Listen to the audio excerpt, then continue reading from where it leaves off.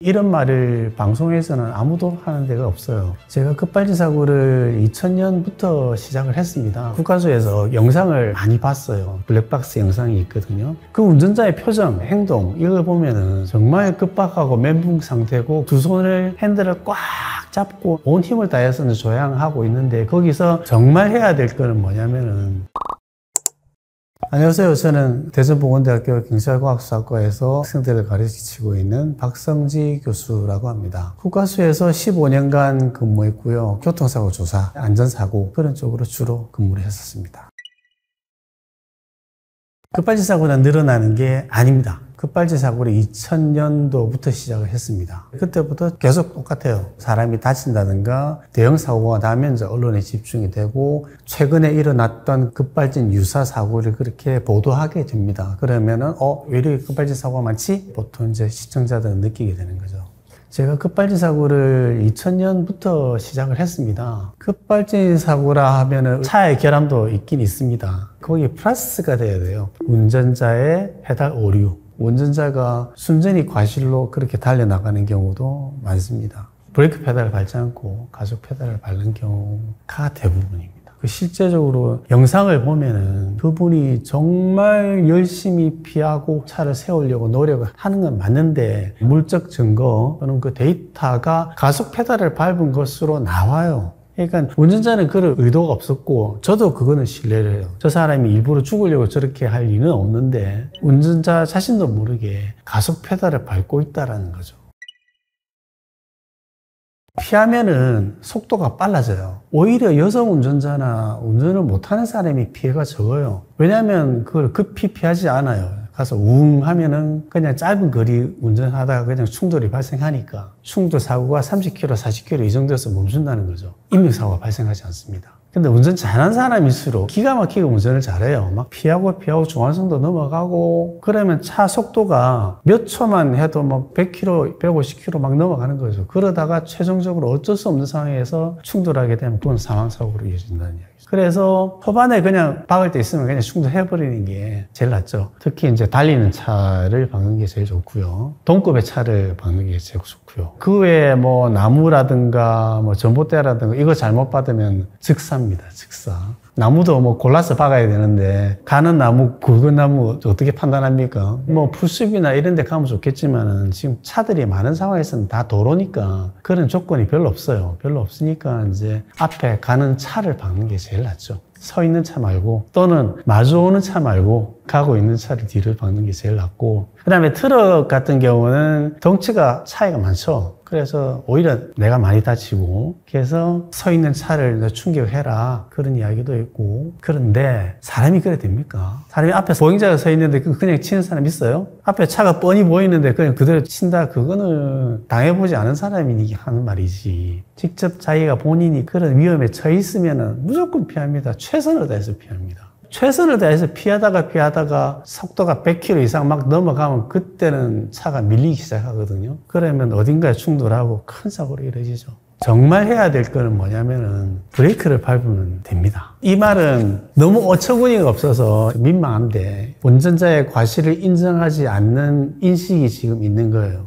운전자는 진실로 브레이크 페달을 밟았는데 알 수 없는 이상한 그런 현상에 의해서 차는 막 달려나간다. 그런 분위기가 지금 형성이 되어 있어요. 그러니까 이런 사고가 급박한 사고가 발생하면 내가 잘못 밟았나? 라고 퀘스천 마크를 던지고 다시 브레이크 페달을 밟으라는 얘기죠. 이런 말을 방송에서는 아무도 하는 데가 없어요. 그러니까 당신이 밟고 있는 게 가속 페달일 수가 있다. 운전자들이 그런 인식을 공유할 필요가 있다는 이야기죠. 그럴 리가 있나? 내가 뭐 운전을 30년 했는데 어쩌고 저쩌고 가족이 탔는데 그 사람이 그럴 리가 있나? 그러니까 그럴 리가 있나라고 이야기를 하지 말자는 이야기죠. 누구나 다 실수를 할 수 있다는 얘기죠. 브레이크 페달인 줄 알았는데 가속 페달 밟을 수 있다. 이거를 인정을 하자는 이야기죠. 인정을 하면 상당한 생명을 살릴 수가 있습니다. 또 운전자는 대처가 가능해요. 급발진 상황이 도달했다라고 했을 때 내가 잘못 밟았나? 하고 발만 떼고 다시 밟으면 그 사고는 안 납니다. 근데 그럴 경우는 있어요. 간혹 브레이크마저 고장나는 경우가 있습니다. 차는 엉 하고 가려고 하고 마침 그때 브레이크 오일이 새는 경우가 있어요. 호스가 망가져가지고 새는 경우에 달려나가는 경우인데 이제 브레이크 페달 밟아도 그게 브레이크가 잘 안 듣죠. 그런 희박한 경우 외에는 그냥 보통의 급발진 사고에서는 브레이크 페달만 밟으면 섭니다. 당황은 아닙니다. 당황은 두 번째 이야기고, 첫 번째는 실수죠. 실수부터 시작을 합니다. 운전자 보통은 이제 브레이크 페달이라고 생각하고 우연찮게 가속 페달을 살짝 밟게 되는 거예요. 그러면 차가 어떻게 돼요? 울컥 나가죠. 내가 브레이크 페달을 밟았는데 차가 훅 나간다는 얘기죠. 그러면 브레이크 페달이라고 생각하고 가속 페달을 밟았기 때문에 브레이크 페달을 더 세게 밟는 거죠. 사실은 그게 가속 페달이었다는 얘기죠. 그게 과거부터 제가 쭉 감정해오면 똑같은 패턴입니다. EDR은 이벤트 데이터 레코더라고 해서 사고가 났을 때 중요한 데이터를 기록하는 장치가 되겠습니다. 거기서 데이터가 이제 여러 가지 나오는데 운전자가 관여하는 데이터는 세 가지예요. 조향 어떻게 했느냐 그게 나오고, 그 다음에 제동 페달 브레이크를 밟았냐 안 밟았냐, 또는 얼만큼 세게 밟았느냐 이게 나오고요. 그 다음에 가속 페달 밟았느냐 안 밟았느냐 이게 나온다는 이야기죠. 브레이크 페달, 가속 페달 이 두 가지 데이터는 상호 보완적인 데이터예요. 가속 페달을 밟으면은 브레이크 페달이 오프가 되죠. 브레이크 페달을 밟으면 가속 페달이 제로가 되죠. 이게 두 개가 한꺼번에 틀릴 경우는 없다는 얘기죠. 그래서 이제 보면 가속 페달은 풀로 100% 밟고 브레이크 페달은 아예 안 밟고, 그게 이제 두 가지 데이터가 나타난다는 얘기죠. 그 다음에 주변 CCTV에서 브레이크 안 밟은 것으로 나왔고, 그 다음에 인도를 올라탄 다음에 본인이 제동을 해서 제동등이 들어왔고, 그 다음에 정차를 했고, 이런 경우에는 뭐 거의 100% 페달 오류죠.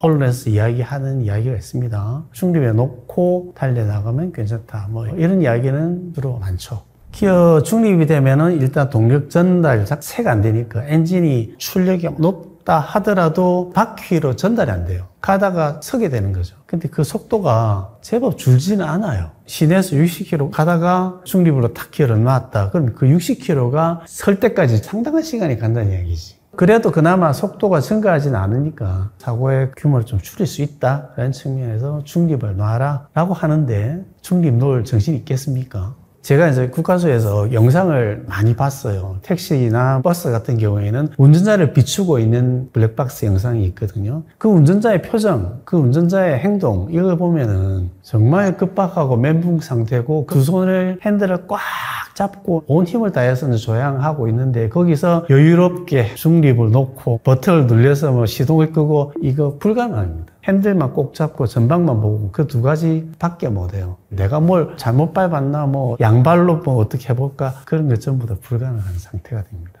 브레이크 페달을 나눠서 밟지 말고 한 번에 꾹 밟아라. 여러 번 나눠서 밟으면은 그게 잘 안 듣는 경우가 있어요. 배력 장치라는 게 있는데 공기가 빠진다는 느낌이죠. 버스 같은 경우에도 자꾸자꾸 밟으면 칙칙칙칙 하고 빠지잖아요. 뭐 그런 개념이에요. 그래서 한 번 밟으면 그 효과가 100%인데 꾹꾹꾹꾹 이렇게 밟으면 그 효과가 쭉쭉쭉 떨어져요. 그래서 한 번, 두 번까지 괜찮아요. 꾹 안 된다 그러면 또 한 번 꾹 밟고 이제 그렇게 해라는 이야기죠. 그런데 그렇게 하지 마세요. 그렇게 하면 안 됩니다. 보통 사고가 나는 게 브레이크 페달을 꾹 밟고 있는 게 아니라 가속 페달을 꾹 밟고 있는 거란 얘기죠. 계속 꾹 밟고 있으라 하더라 라고 해서 그 명령을 실행을 했다고 생각하면 자신은 가속 페달을 계속 밟고 있는 상황이 되고 결국은 큰 사고로 이어지는 거죠. 급발진 운전자는 최대한 조향에 집중하고 있거든요. 여기서 보행자는 그 차를 봐야 됩니다. 횡단보도를 건널 때도 왼쪽, 오른쪽을 보면서 걸어야 되고요. 또는 이제 급발진 차의 특성이 이제 엔진 소리가 좀 심해요. 왱 하고 소리가 나면 뭔 소리인지 쳐다봐야 됩니다. 쳐다보고 그 차가 다가오면은 지나갈 수 있도록 공간을 열어줘야 되고 피해야 되죠. 급발진 사고가 있기는 있어요. 어떤 경우에 있냐면은 예전 같은 경우에는 가속 페달에는 케이블 형태로 연결되어 있는 옛날 차들이 많았어요. 그때는 이제 가속 페달을 꾹 밟고 그러면 가속 페달이 다시 원위치 돼야 되는데 이게 원위치 안 되는 거예요. 페달 케이블이 이제 노화됐다든가 마찰이 많이 생기면은 한번 쿡 들어가면 리턴이 안 되는 거예요. 그러면 가속 페달을 끝까지 밟은 상태가 되는 거죠. 그래서 사고가 나는 경우도 있었고, 그 다음에 플로어매트. 보통 제조회사에서 나올 때는 괜찮은데, 사제로 막 두껍게 까는 경우가 있어요. 그 가속 페달을 깊게 바른 경우가 있잖아요. 그럼 떼면 리턴이 돼야 되는데, 그 플로어매트에 걸려가지고 이제 차가 왕 하고 이제 나가는 상황이 되는 거죠. 그 다음에 디젤 차량 같은 경우에는 흡기 쪽으로 엔진 오일이라든가 연료 계통이라든가 이런 게 잘못돼서 그건 고장이죠. 아무튼 이렇게 들어와서 출력이 높아지는 경우 있어요. 차가 웅 하고 나가려고 하죠. 그럼에도 운전자가 브레이크 페달을 밟으면 차는 나가지는 않습니다.